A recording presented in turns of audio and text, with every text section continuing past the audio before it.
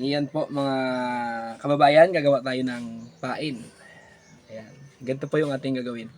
Mamaya kasi magsusubit ako ng tulingan o kaya yung tuna. So gumawa pa ako ng mga pain. Kahapon kasi yung pain ko na naubos, naputol. So ngayon po gagawa tayo. Ito lang po yung kailangan natin, yung hose. Siyempre yung kawil. Yung gamit ko pong kawil yung Yamato na 2.0. So yan po siya. At siyempre kailangan din natin ng balahibo ng manok. Ayan po, bulik. At siyempre pakintab po, tulad nito. Ayan, mga pakintab. Ito po siya, inaano ko na. Naputol ko na para mabilis yung ating pag video. Ito rin po mga kabayan, gumagamit tayo ng artificial na mata. Ayan po, nabibili po ito sa mga fishing supply. Ayan po, nakakabili po nito. So, yan po, simulan natin. Siyempre, kailangan natin ng gunting at siyempre itong sinulid. Yan, pwede rin po yung kulay itim, kaya lang yung itim ubos na. Kakakatay doon sa short kong butas. So, ito na lang yung gagamitin natin. Itong kulay pulang sinulid. So, simple lang po. Unang kawil. Go. Ang chichirya. So, yung napili ko pong balat ay itong parang kulay orange ba to o kulay pula. Parang orange. Natin ang balat ng chichirya. Itong pakintab. So, lagyan lang po natin dito yan sa kawil. Yan po. Tapos, tatalian na natin siya.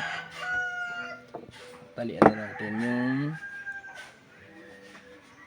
itong balat ng chichirya dito sa kawil. Yan po magtali. Mga 8 ikot lang. Pag 8 ako, swerte. Play.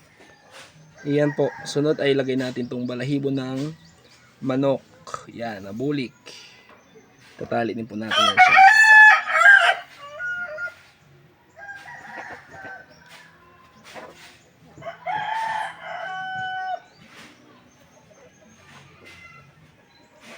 At syempre po, lagay natin itong pakintab.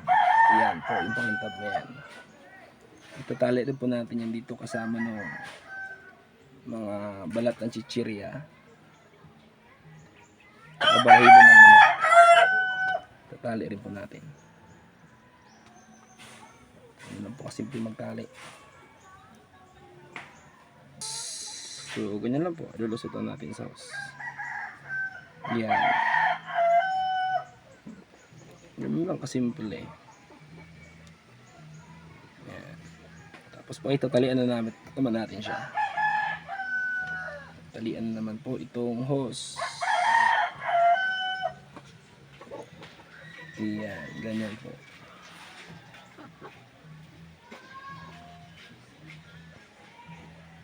Yan. Putol. Pakita mo. Next po, maglalagay tayo ng mata. Ayan, syempre dapat dalawang mata para hindi siya bulag. Didikit lang po natin yan dito. Ganyan. Isa na siya.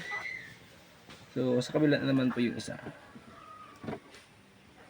Ayan. So, kailangan pantay, kabilaan yung pagkakalagay ng mata. Ayan po. Ayan. So, kapag nalagay na po natin yung mata, nalagay na natin ng UV resin. Ayan po. UV resin hard. Ayan po yung ating ginagamit. Ayan, tika, pantay lang natin itong mata para medyo tabingi. Duling.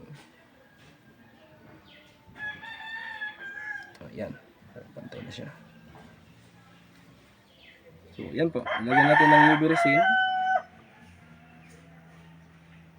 Yan. Siyempre yung kabila lagyan din natin. Kunti lang po yung nilalagay dyan para magkapit lang yung mata. Hindi matanggal pag kinain ng isda. Ayan. Pagkatapos po nito ay papaarawan natin kasi wala po tayong UV flashlight. So, kailangan po natin siyang paarawan na lang. Ayan po. Kapag matuyo po to siya, magiging ganito na po yung kanyang Ropon, magano din ako, magbilata. Gusto ko kasi magano. So, yan po. Sana meron kayo natutunan sa paggawa po ng pain po. Gusto ko magano din, mapain tay.